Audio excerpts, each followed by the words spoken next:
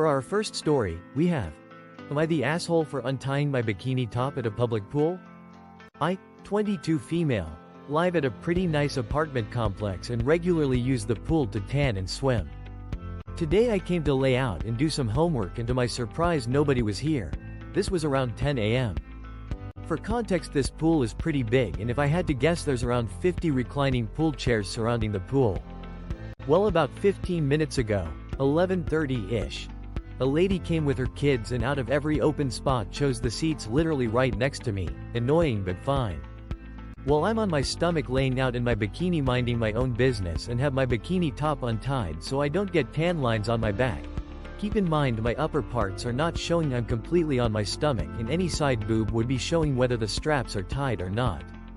Anyways, turn my head and smile at this lady as she's sitting down with her kids, and she gives me a disgusted look and starts scolding me for having my top untied in front of her kids. I was pretty taken aback and said, well, you could go sit somewhere else if you don't like it, and she called me an asshole. So am I the asshole for having my top untied in front of her kids? Edit. I think some people are confused. My boobs were not showing at all. My top was still on, only my back strap was untied. Also, there are many comments about the dangers of tanning. I hear your concerns. I do use sunscreen and go to the dermatologist every year or so. I am aware that skin cancer is dangerous. Laying out in Florida is no different than going on the boat for hours or spending the day at the beach. Also, almost everything in the US causes cancer, from the genetically modified food to the chemicals in our clothes. All I can do is live my life and take precautions when possible. That's the end of our first post. Let's see what the commenters had to say. Our first commenter says, Update 2, she left not long ago. I'm heading back to my apartment now. It's Sunday, so the office is closed. Nothing escalated after the last update.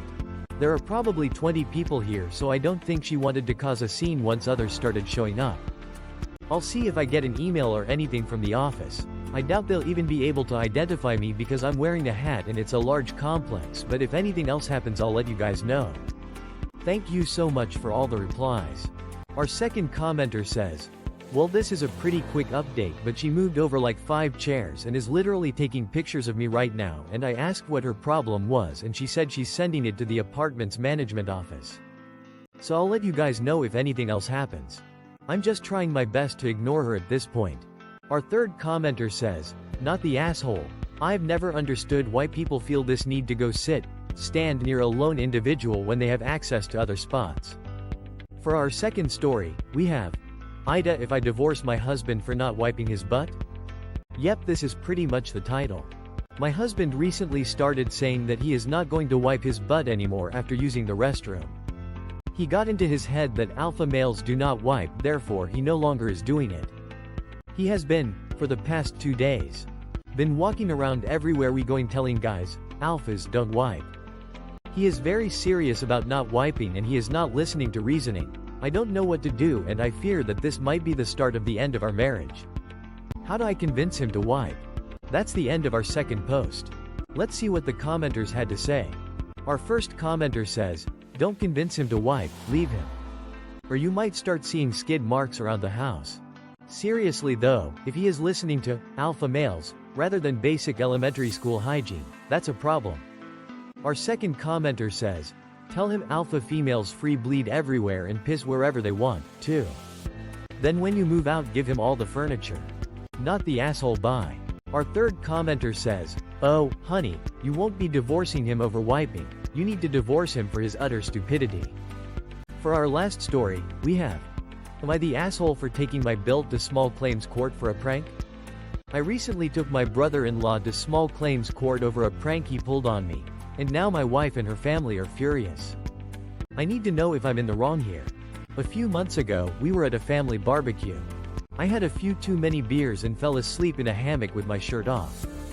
My Bill, who was completely sober, thought it would be hilarious to fill my belly button with super glue. At some point, I must have touched it, because when I woke up, I had glue partially dried in my belly button and on my finger. We tried to remove it, but it was stuck. The glue had adhered to my skin, and when we attempted to peel it off, it caused some tearing around the edges.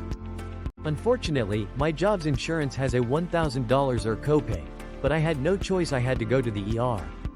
They used a solvent and an ointment to remove the glue, and after everything, I was left with a medical bill of $2,253. I asked my bill to cover the cost since he caused the situation. He refused. After trying to resolve it privately, I took him to small claims court and I won. However, he still hasn't paid. This has caused a major rift in my family.